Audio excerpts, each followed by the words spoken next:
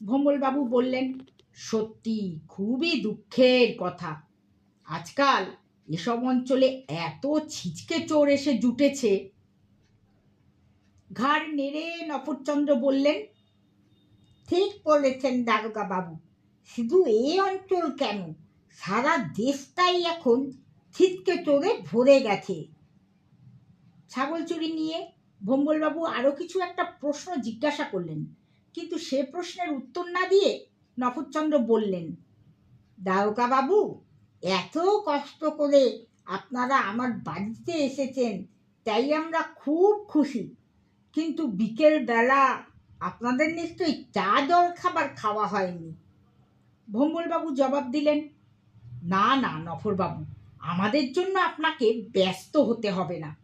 তবে বুঝলেন কি না, সেই কোন সকালে আমি আর হিন্দোল বাড়ি থেকে বেরিয়েছি। সারা দিন আজ এত কাজের চাপ ছিল যে আমরা দুপুরের টিফিনটুকু পর্যন্ত খেতে পারিনি। না না দারোগা বাবু, এ কিন্তু ভারী অন্যায়।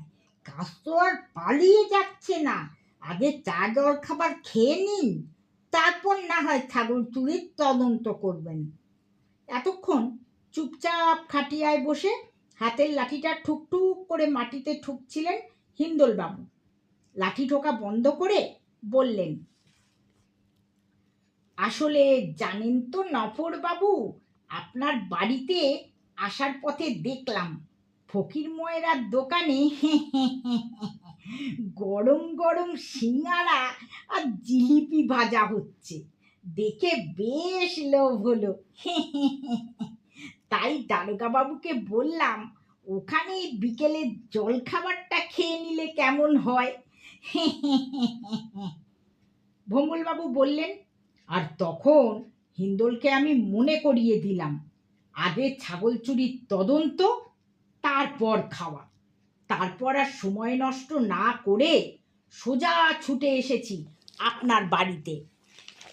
দুজনের কথা শুনে নফরচন্দ্র হাঁক পারলেন, আরে গদাই, এদিকে শোন, যা ছুটে যা, ফকির ময়রার দোকান থেকে 10টা সিঙ্গারা আর 10টা জিলিপি নিয়ে আয় তাড়াতাড়ি।